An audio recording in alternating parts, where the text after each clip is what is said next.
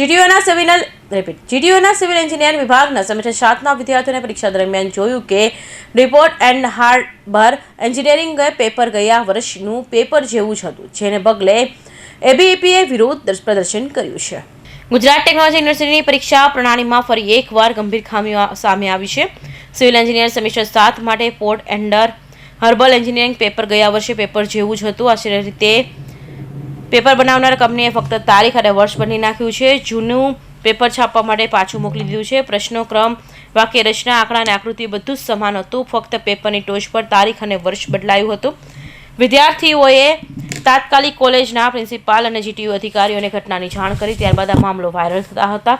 એબીવીપીએ વિરોધ પ્રદર્શન કર્યું છે. ટેકનોલોજીકલ યુનિવર્સિટી જે ટેકનિકલ હોવાના તાઇફા કરી રહી છે, એના દ્વારા આજે જે 2024માં જે પેપર પૂછવામાં આવ્યું હતું એનું એ જ બેઠું પેપર 2025માં ફરીથી પૂછવામાં આવ્યું છે. અને ઉલ્લેખનીય છે કે એમાં પ્રશ્ન ક્રમાંક પણ બેઠા એના એ જ હતા. અને એ વિષયને લઈને આજે અખિલ ભારતીય વિદ્યાર્થી પરિષદના કાર્યકર્તાઓ અહીંયા આગળ માંગ કરી રહ્યા છે. અને અમે માંગ કરી છે કે આની અંદર જે પણ લોકો સંડોવાયેલા છે એના ઉપર એક ઉદાહરણ સેટ થાય એ પ્રકારની એક એના ઉપર કાર્યવાહી કરવામાં આવે.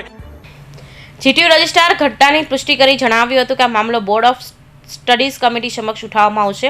ટેકનિકલ શિક્ષણ નિયામક પણ જાણ કરવામાં આવશે. પેપર રદ કરવામાં આવશે કે નહીં તે અંગે હજુ સુધી કોઈ નિર્ણય લેવામાં આવ્યો નથી. જીટીયુ પરીક્ષા પ્રણાલીમાં આવી ગેરરીતિઓ પહેલી વાર નોંધાઈ નથી. 2023માં 2 અલગ અલગ કોલેજોમાં એક જ પેપર લેવામાં આવ્યું હતું.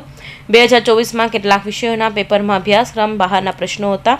2022માં પેપર લીકના આરોપીઓને કારણે રદ કરવું પડ્યું. કૌશિક પટેલનો report, Hind TV news, Surat.